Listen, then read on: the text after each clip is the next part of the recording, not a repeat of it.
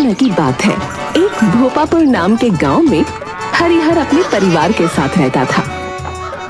हरिहर को बचपन से ही नाच गाने का शौक था, इसलिए अक्सर गांव में होने वाले उत्सव में वो लहंगा चोली पहनकर गांव वालों का मनोरंजन कर दिया करता था। कोई भी काम न करने के कारण घर में पैसे की काफी कमी थी। बाप दादाओं के छोड़े हुए छोटे से खेत से उसका परिवार चलता था। उनकी एक खूबसूरत बेटी थी, तितली। अपनी मूर्खता के कारण 36 वर्ष की हो जाने के बाद भी उसकी शादी नहीं हुई थी। सभी उनकी बेसिर पैर की बातों पर हंसते तो थे, लेकिन उनके परिवार के साथ रिश्ता कोई करना नहीं चाहता था।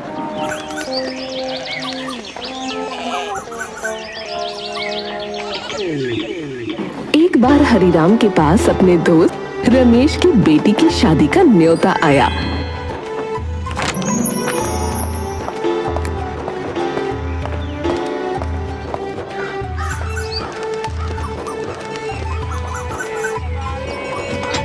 किसी तरह से उधार लेकर हरिहर रमेश के घर पहुंचा।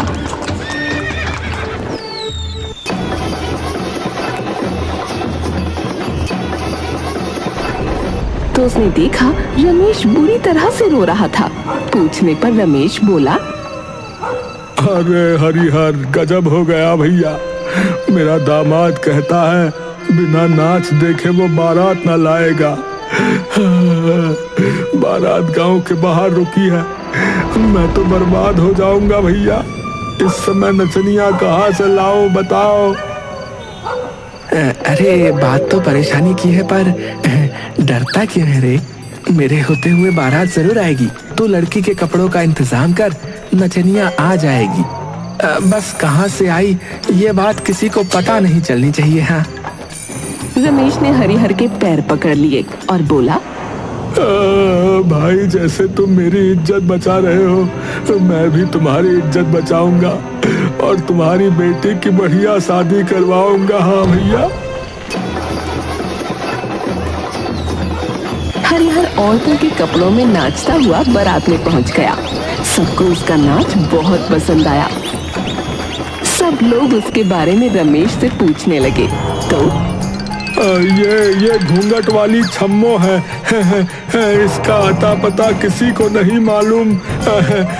ये जो है, ये तो हाँ, ये खुद ही आ गई शादी में, खुद ही है। हाँ, लेकिन रमेश, इसका नाच तो जो है बड़ा गजब का है भैया। हम चाहते हैं कि हमारे बेटे के ब्याह में भी यही बारात की अगवानी अपने नाच से करे। रमेश मुखिया जी की बात सुनकर डर गया, लेकिन सामने में उसका दामाद बैठा था, इसलिए बोला, अरे अब मैं क्या कहूँ। अच्छा यही है कि आप खुद ही छम्मो से बात कर लीजिए। ठीक है। सुनिए छम्मो जी, आप तो जो है बड़ा ही कमाल का नाचती हैं।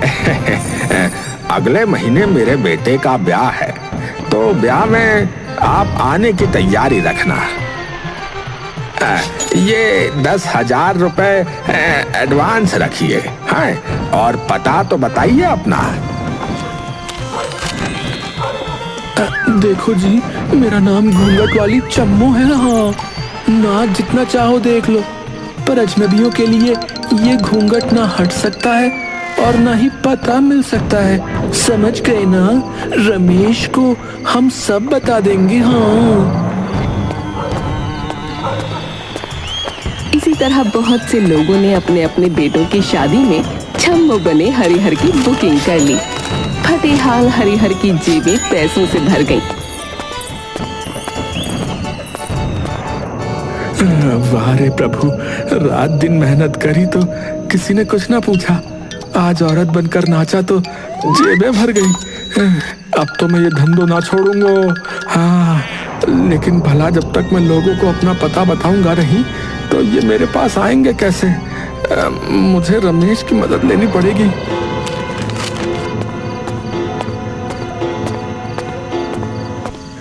रमेश भाई, तुम तो मेरे घर की हालत जानते ही हो ना।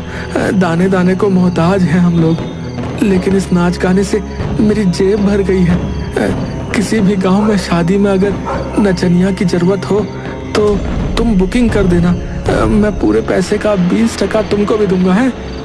पैसे किसको बुरे लगते हैं? रमेश ने झट से हाँ कर दी। धीरे धीरे छम्मो नचनिया की धूम मच गई।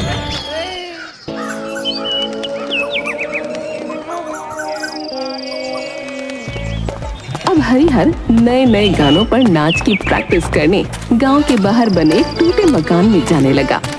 मकान के पास ही एक छोटा सा गेस्ट हाउस बना था जिसमें एक लड़का रहता था। वो रोज हरिहर को लड़की के रूप में नाचता गाता देखता।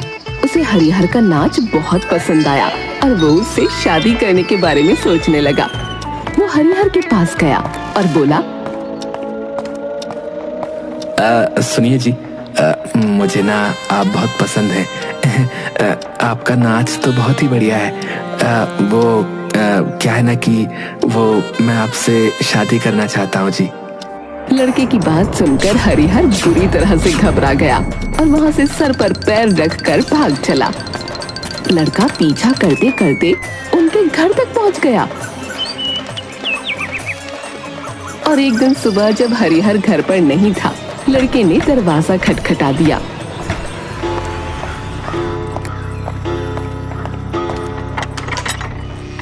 जी, मैंने ना आपकी बेटी को देखा है जी। मैं लड़की के साथ शादी का रिश्ता लेकर आया हूँ। ये सुनते ही तितली की माँ बहुत ही खुश हो गई।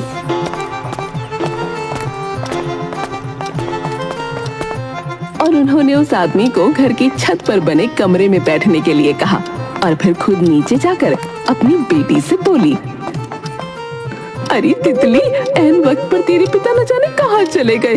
खैर तू डर मत बेटी, और एक गिलास में शरबत बनाकर जो ऊपर बैठे हैं ना, उन्हें इज्जत से शरबत दे दे। और अगर वो आदमी कोई प्रश्न पूछे उसका अच्छी तरह से जवाब देना। हाँ, तू डरती क्यों है माँ? मैं सब संभाल लूंगी, समझी?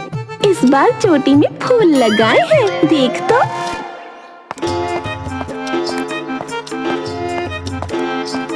तितली ऊपर पहुंची और लड़के को शरबत देते हुए बोली, लीजिए शरबत पीजिए। तितली का चेहरा देख लड़का लट्टू हो गया और बोला, देखो, मुझे तुम बहुत पसंद हो। मुझे ना तुम्हारा नाच गाना ना बहुत अच्छा लगता है। क्या तुम मुझे एक बार अपना नाच दिखा सकती हो? लड़के की बात सुनकर तितली बोली, हाय भैया, हमें शर्म लग रही है जी। और नीचे भाग जाती है।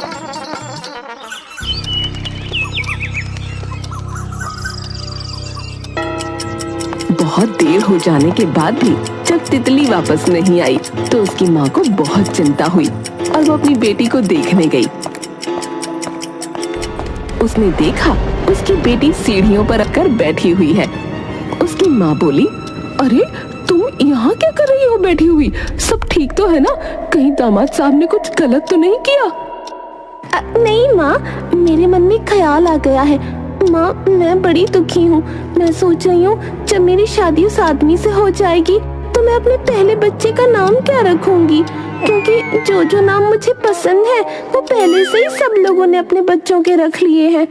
उसकी माँ बोली, बेटी तू परेशान ना हो, मैं इसके बारे में जरूर कुछ करूंगी और बच्चों के लिए कोई नए नाम ढूंढ लूंगी। तुम पहले उससे मिल तो लो। उधर जब हरिहर घर पहुंचा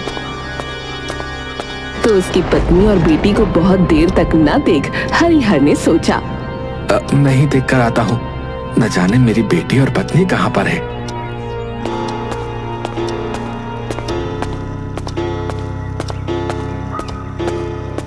तो उसने देखा वो दोनों सीढ़ियों पर बैठे हैं।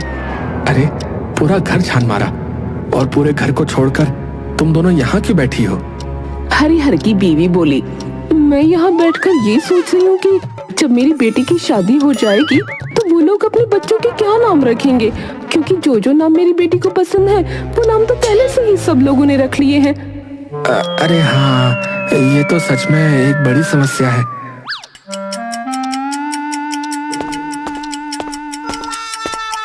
बैठकर बच्चों के नाम सोचने लगा। तभी वो लड़का इंतजार करते करते घबराकर नीचे आ गया और जब उसे सारी बात पता चली तो उसने कहा, मुझे लगता है कि आप इस संसार के सबसे मूर्ख लोग हैं। आपकी लड़की मुझे पसंद है, लेकिन जब तक आपसे ज्यादा मूर्ख लोग मुझे नहीं मिल जाते और मैं ये नहीं समझ जाता कि इस दुनिया में आप लोगों से ज्यादा बेवकूफ लोग भी रहते हैं, तब मैं आकर आपकी बेटी से शादी करूंगा। और वो वहां से चला गया।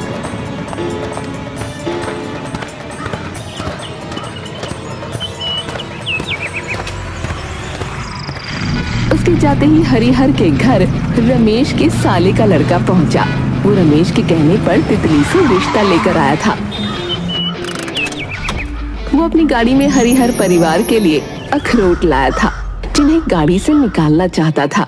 एक एक करके अखरोट को निकाल रहा था।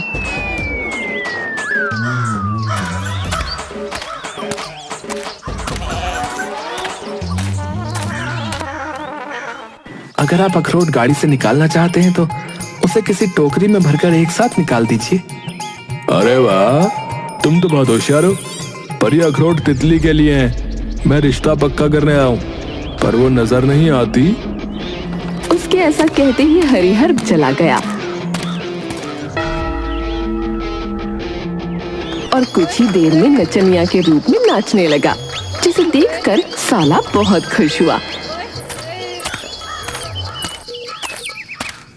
अरे, मेरी तरफ से तो शादी पक्की हो गई, लेकिन याद रखना, बारात का स्वागत नचनिया ही करेगी। हाँ। अरे आप परेशान क्यों होते हैं? सब हो जाएगा। आप घर के अंदर चलिए, बस मैं आता हूँ। साला अंदर गया तो उसे आंगन के बीचों बीच एक पेड़ लगा हुआ नजर आया। वो बार बार पेड़ पर चढ़ता और फिर उतर जाता। उसे ऐसा करते देख आप ऐसा क्यों कर रहे हैं? मैं अपने परिवार वालों के लिए फल तोड़ना चाहता हूँ, किंतु मैं वहां तक पहुंच नहीं पा रहा हूँ। आप पेड़ के थोड़ा ऊपर चढ़कर जोर से पेड़ को हिलाएं, तो फल नीचे गिर जाएंगे और आप उन्हें ले सकते हैं। साला बड़ा खुश हुआ कि वो जिस लड़की से विवाह करना चाहता था उसके पिता इतने होशियार थे। उसने बिना सोचे समझे शादी के लिए हाँ कर दी। इस बार भी शर्त एक ही थी, बारात का स्वागत नचनिया को करना था।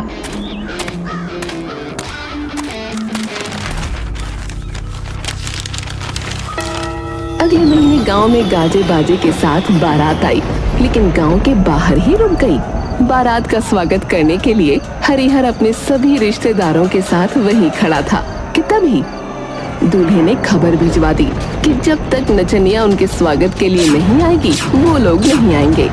शादी का मुहूर्त निकला जा रहा था। बेटी की शादी का सवाल था। हरिहर के पास बिल्कुल समय नहीं था। हरिहर ने भी आओ देखा न ताओ, सामने खड़ी पत्नी को किनारे ले गया, अपने कपड़े पत्नी के साथ बदले और कमर मटका मटका कर नाचने लगा। कमाल की बात थी कि रमेश के सिवा किसी को नहीं पता था कि ये नचनिया है कौन। खैर, इसी तरह से बारात हरिहर के घर तक पहुंची। लड़के को अभी भी भरोसा नहीं था कि वो नचनिया हरिहर था। उसने फिर एक बार नाच देखने की गुजारिश की। हरिहर को फिर लहंगा चोली पहनकर नाचना पड़ा। अब लड़का हरिहर के नाच का दीवाना हो गया था। उसने फिर ऐलान कर दिया, शादी इसी शर्त पर होगी कि ये नचनिया मेरे साथ मेरे गांव में रहेगी। हाँ। ये तुम क्या कह रहे हो बेटा? ये नहीं हो पाएगा। तुम्हें अपनी पत्नी के साथ जीवन बिताना है। उस नचनिया का वहाँ पर क्या काम?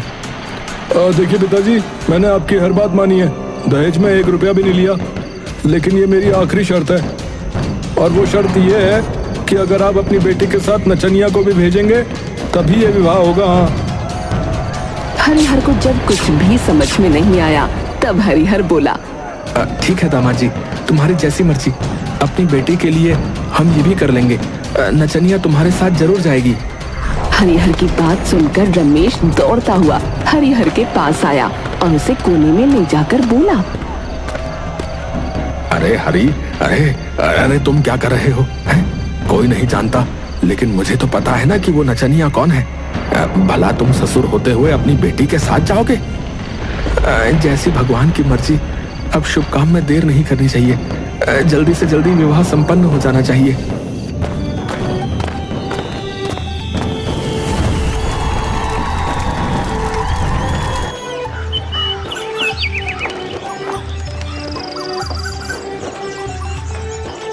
विवाह होने के बाद तितली के साथ नचनिया के रूप में हरिहर की भी विदाई हो गई।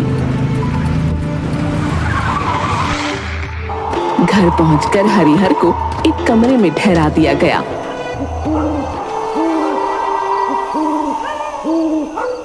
रात को दूल्हे का पिता नचनिया बने हरिहर के कमरे में पहुंचा, जहां गर्मी में बेहाल हरिहर सो रहा था और उसके खर्राटों से पूरा कमरा थर्रा रहा था।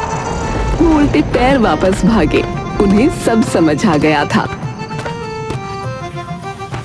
गांव में सुबह की चाय से ज्यादा चर्चा इस बात की होने लगी कि अरे तितली की शादी के साथ जो है उसका बाप भी विदा हो गया भैया है। लोग हंसते हंसते लोटपोट थे, लेकिन ससुराल में माहौल थोड़ा अलग था। दूल्हे के पिता, जिनकी मूंछें एकदम टीवी के एंटीना जैसी खड़ी रहती थीं, अब नीचे लटक रही थीं। बेटा तुमने किया है तो भुगतो भाई अब है? पर ये ससुर अगर अगले हफ्ते तक हमारे घर में लहंगा पहनकर घूमता रहा तो हमारे खानदान का नाम बदनाम हो जाएगा बेटा। उधर हरिहर सुबह उठकर नहाया, फिर हल्का सा लहंगा झाड़कर बाहर निकला। आज क्या बना है बहू? मैं तो सुबह सुबह एक कत्थक कर ही दूं। तितली ने धीरे से कहा।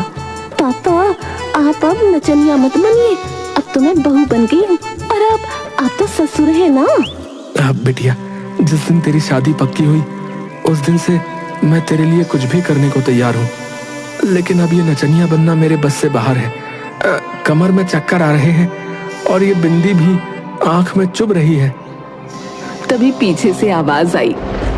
बात तो सच्ची है। दूल्हा खड़ा था, चेहरे पर पछतावे की छाया और हाथ में एक रसीद। अब मैंने गलती कर दी, माफ कर दो नचनिए, मतलब ससुर जी।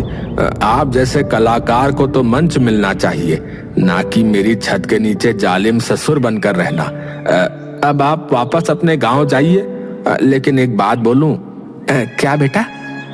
अगर आप स्वर्ण लता के नाम से सोशल मीडिया अकाउंट बना लो तो जो है करोड़ों फॉलोअर्स मिल जाएंगे आपको।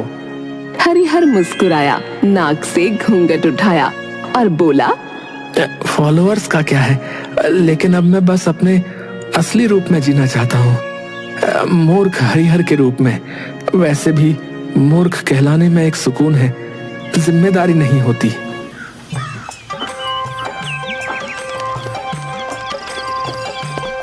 गांव लौटते वक्त